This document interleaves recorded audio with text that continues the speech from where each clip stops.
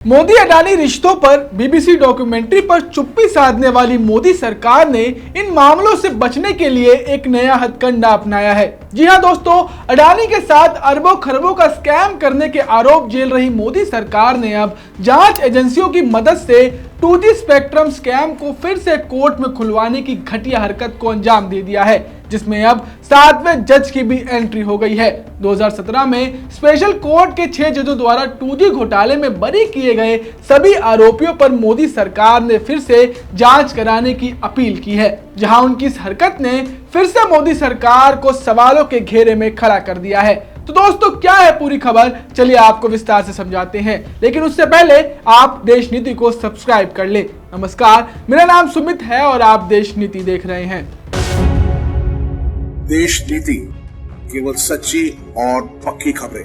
दोस्तों, कल खबर आई कि बीबीसी के दफ्तरों पर आईटी रेड के बाद अब ईडी ने भी बीबीसी के खिलाफ जांच शुरू कर दी है। यानी दोस्तों, बीबीसी डॉक्यूमेंट्री से बौखलाई मोदी सरकार लगातार जांच एजेंसियों को मोहरा बनाकर अपने मुखिया को बचाने में लगी हुई है। और दोस्तों, अब इसी कड़ी में मोदी सरकार ने यूपीए सरकार में हुए 2G घोटाले, जिसमें सभी आरोपियों को आखिरकार बाइज्जत बरी कर दिया गया था, उन पर फिर से केस चलाकर अपने आप को बचाने की एक और कोशिश की है। यानी दोस्तों, 2G स्कैम फिर से खुलने जा रहा है, जहां अब दिल्ली हाई कोर्ट सीबीआई और ईडी की लीव टू अपील पर सुनवाई करने जा रही है। यानी दोस्तों, कहीं ना कहीं कथित तौर पर मोदी सरकार द्वारा ही सीबीआई और ईडी के नाम पर हाई कोर्ट में याचिका डाली गई है। दोस्तों, आपको बता दें कि पिछले 5 सालों से सीबीआई ने रट लगा रखी है कि 2017 में स्पेशल कोर्ट ने यूपीए सरकार के टेलीकॉम मिनिस्टर ए राजा, डीएम के विधायक समेत जितने भी आरोपियों को बरी करने का फैसला लिया था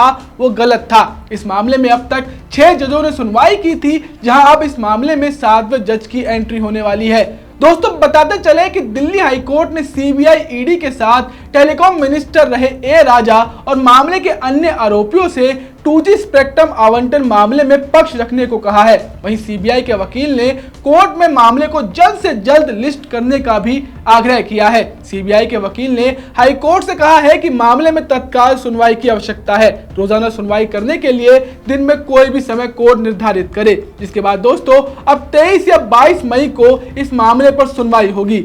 दोस्तों, सीबीआई ईडी की अपील पर दिल्ली हाई कोर्ट के जस्टिस दिनेश कुमार शर्मा ने साफ कहा है कि सभी पक्ष संक्षिप्त जवाब दाखिल करेंगे, जहां उनके जवाब 5 पेजों से अधिक नहीं हो सकते। हाई कोर्ट पहले सीबीआई की दलीलें सुनने के बाद ईडी की अपील सुनेगा।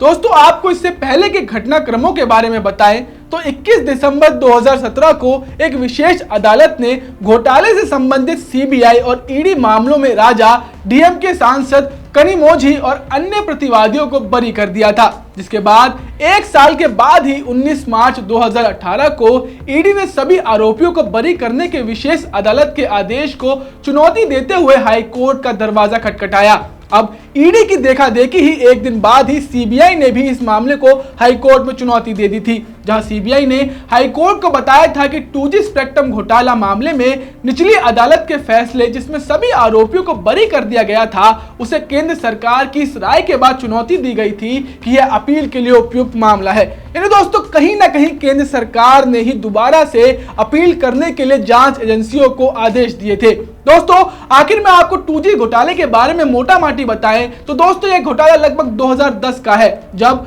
Controller and audit general of India यानी कैग ने एक रिपोर्ट में तत्कालीन दूरसंचार मंत्री ए राजा को औने पौने दामों पर 2G स्पेक्ट्रम लाइसेंस आवंटित करके राज्य के खजाने को 1,76,389 करोड़ रुपए के नुकसान के लिए जिम्मेदार ठहराया था। इसने यूपीए सरकार की नींव हिला दी थी, जिसमें सुप्रीम कोर्ट ने भी यह माना था कि 2G स्पेक्ट्रम आवंटन के दौरान जारी किए गए लाइसेंस अवैध थे।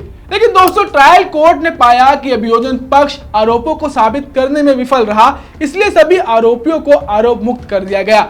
लेकिन दोस्तों, मोदी सरकार ने अपनी नाकामियों को छिपाने के लिए, लोगों का ध्यान भटकाने के लिए इस पैंतरे को दोबारा चल दिया है।